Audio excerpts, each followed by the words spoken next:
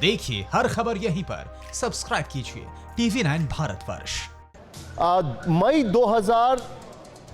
2 मई 2020 को बाकायदा हाफिज सईद को घर पर जाने के लिए बोल दिया गया कोरोना के चलते।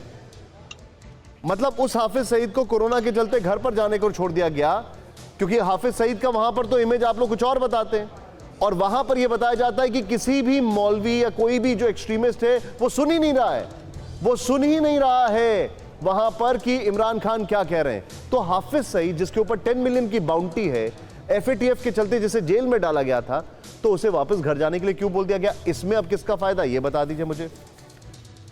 नहीं, आप मुझे ये बताइए ना कि इस तरह का टेररिज्म करा के पाकिस्तान को क्या फायदा होगा। और आप लोगों का तो हमेशा से यही रहा है कि जब आपसे अपनी चीजें कंट्रोल नहीं होती, लोग तो आपके भी बाहर निकले हैं। आप हमें कह रहे हैं कि जी आप आर्टिकल पढ़ के बता रहे हैं, तो ये तो इंडिया में भी हो रहा है, लोग बाहर निकल रहे हैं, लोगों को मार मार के दोबारा भेजा जा रहा है। क्या मुझे बता पाएंगे कि आपके यहाँ कोरोना पेशेंट्स कितने अभी क्या आप मुझे बता सकती हैं आपके मुल्क की आबादी और कोरोना पेशेंट्स कितने हैं? मैम, क्या आपके लिए संभव हो पाएगा मुझे बता पाना कि आपके आरजू जी, मैं आपसे बड़े विनम्रता से एक चीज पूछ रहा हूं। आरजू जी, मैं चाहूंगा सबके सारे पैनलिस्ट को दिखाएं। आरजू जी, बड़ी विनम्रता से मैं आपसे एक चीज पूछ रहा हूं, क्या आप मुझे बता सकते हैं आपके मुल्क की आबादी और कोरोना पेशेंट्स कितने अभी? प्लीज बता दीजिए जी। 20,000 केसेस अभी तक आए। और आपके मुल्क की आबादी कितनी है? 22 करोड़ में, 22 करोड़ लोगों में। आपको पता उत्तर प्रदेश की आबादी कितनी है?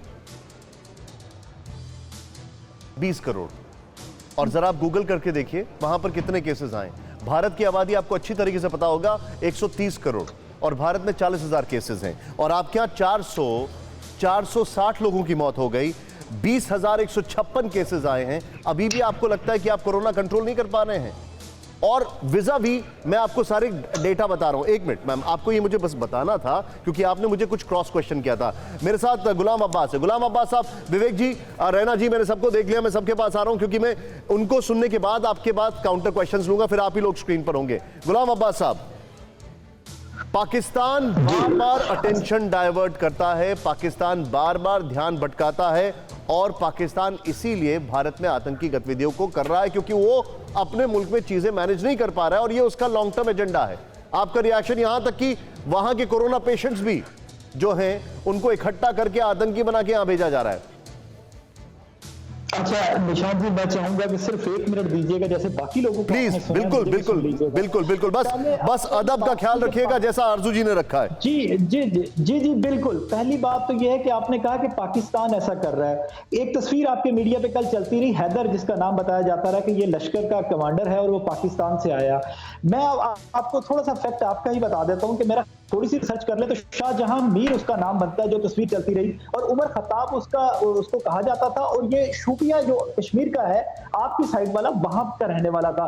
पहली बात। दूसरी बात ये कि आपने सर, आपने जो बताया है मुझे, एक मिनट सर, आपने क्योंकि बोला है ना तो इसलिए मैं जानना चाह रहा हूं।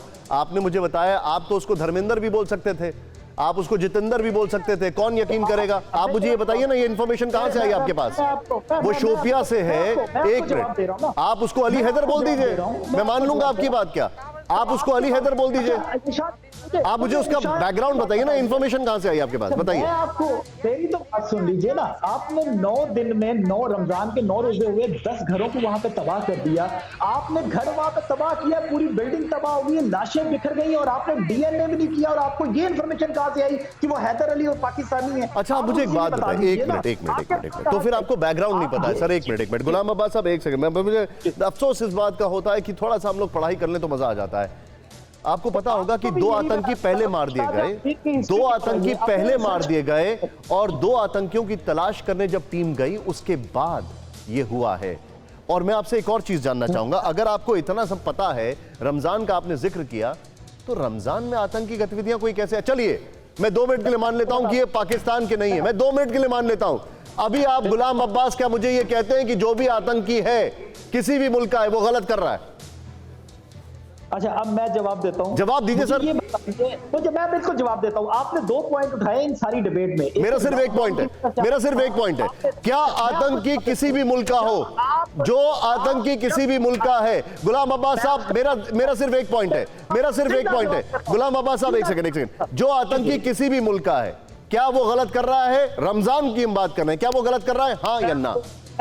मैं आपको जवाब देता हूं हजूर, जब आप उनके ऊपर उनके घरों को तबाह करेंगे तो वो मैं आतंकी की बात कर रहा हूं, मैं घर की बात नहीं कर रहा हूं, मैं आतंकी की बात कर रहा हूं। पहले आपने आतंकी बोला कि वो कश्मीर का था, अब आपने बोला उनके घरों की बात हो गई। एक मिनट, मैं आतंकी की बात कर रहा हूं, मैं आतंकी की बात कर रहा हूं। अच्छा एक मिनट, आप मुझे बताइए, आज से 1.5 महीना पहले, आज से 1.5 महीना पहले इंडियन आर्मी के 5 जवान कूदते हैं और नीचे जो वैली थी उसके अंदर इन्फिल्ट्रेट करके वहां पर छुपे हुए आतंकी थे, वो कहां से आए थे, उनका क्या बैकग्राउंड था, बताइए मुझे।